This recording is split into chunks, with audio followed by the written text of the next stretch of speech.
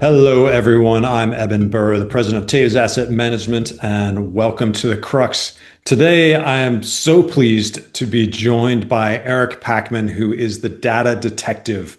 He's had an incredibly circuitous path to his brilliance, where he is now Harvard MBA, stint at Morgan Stanley, ran streamlining and logistics for CSX, one of the biggest railway companies in the country, ran a chain of independent pharmacies, which I believe inspired you to untangle the prescription drug pricing mess.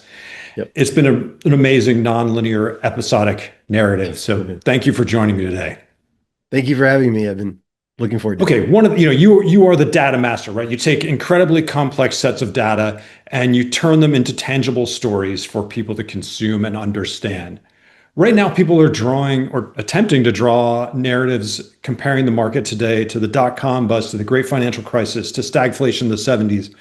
What narratives in markets do you see right now that when you look at the data, people are getting obviously wrong?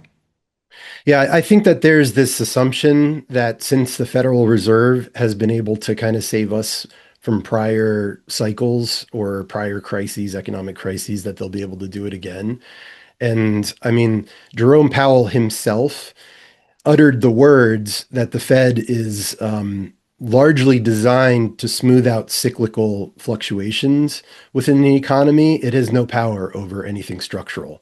And so last year, I called this out in something that I posted. I'm like, look, he just told you, like, if this is the only debate that we need to be having is like, is AI structural?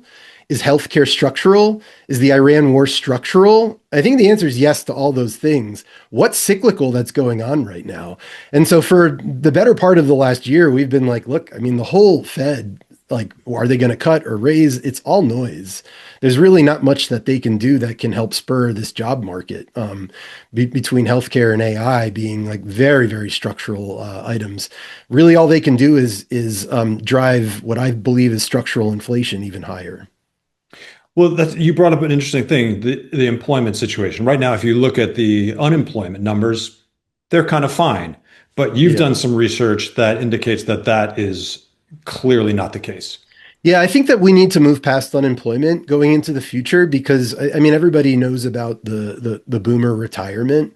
I just looked at the numbers yesterday. I think that the U.S. population in cities above 250,000 population size is up like I don't know 12%. The prime age workers, the workers that are actually generating the dollars for the economy, they're up about 6%. And boomers, well, it's not all boomers, but the 65 plus population is up 54%. So, I mean, we have a demographic crisis that's on our hands, and the unemployment rate doesn't take into account people that are not looking for work. So, if you haven't looked for work in the last 4 weeks, you drop out of that calculation. And so, you can have a very low unemployment rate, but have huge underemployment. Whether a manufacturing facility closes and you can't find another job because you don't have training to go into retail or whatever, after 4 weeks, you're no longer counted in unemployment. Elderly people no longer counted in unemployment. So it's just a flawed measure that I think worked before because you had good demographics, but now that our demographics have turned, I think we really need to be looking at what I'm looking at, which is the absolute size of the labor force.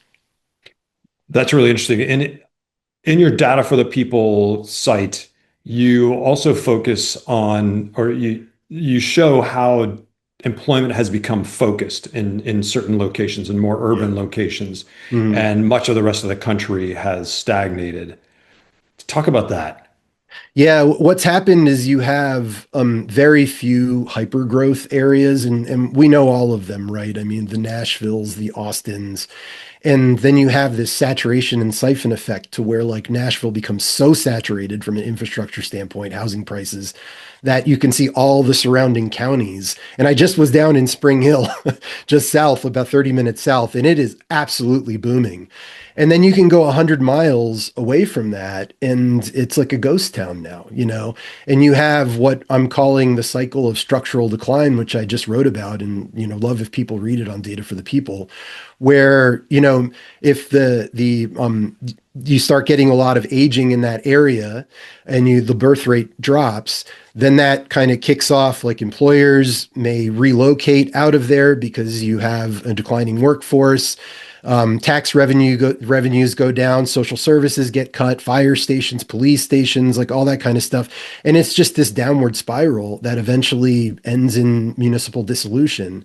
And that's, about 15 years ago, if you looked at how many cities like really looked like they were, or counties, I'm sorry, looked like they were kind of in this cycle. 15 years ago, it was only about 8% of all counties. Now it's 32% of all counties. It's a very, very scary chart, which is what I'm calling the viral spread of structural decline in the labor force.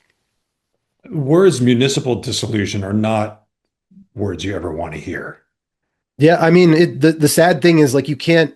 What I'm looking for it, and I try to look at this optimistically. Like there are several counties that have broken free of this, and so what I'm looking to do, and hopefully we'll crowdsource amongst people that are looking at this. Look at my tool, find the outliers, and then let's find the stories on what did they do in order to start invigorating their economy, building their labor force, and then sharing those best practices so we can start avoiding this fate, because it doesn't look like it's very hard to break out of it once it starts going down, right? Very, Yeah, and very, very hard.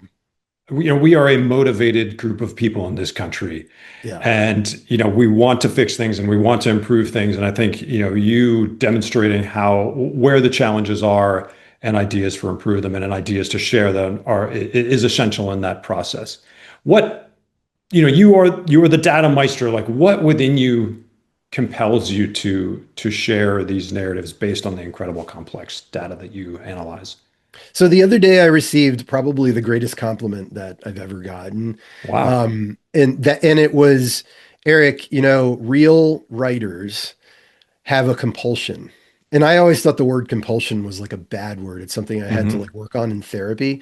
But that's kind of, I thought about it and I'm like, when something comes into my mind and over time, like as I've gotten into my later 40s, most of what I'm really passionate about just happens to be giving back to others.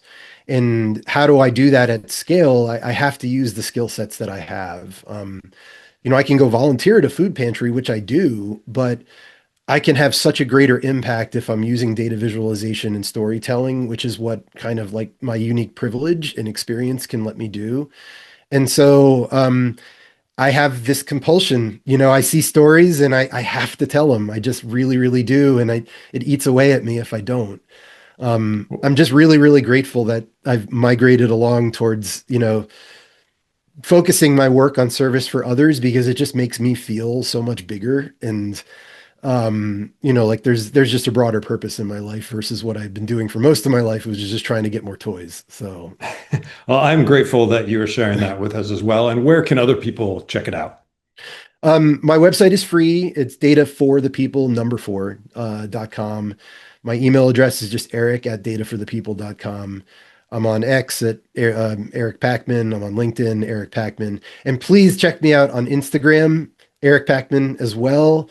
I'm also a big runner and I'm trying to run 100 miles tomorrow. So this will probably be out after that happens, but I'll have all sorts of like reels up there about, the immense suffering I'll be going through. So that will be pretty entertaining for people. We'll check back in on your knees after that. They'll be better. Eric, thank you so much. A pleasure. Thank you.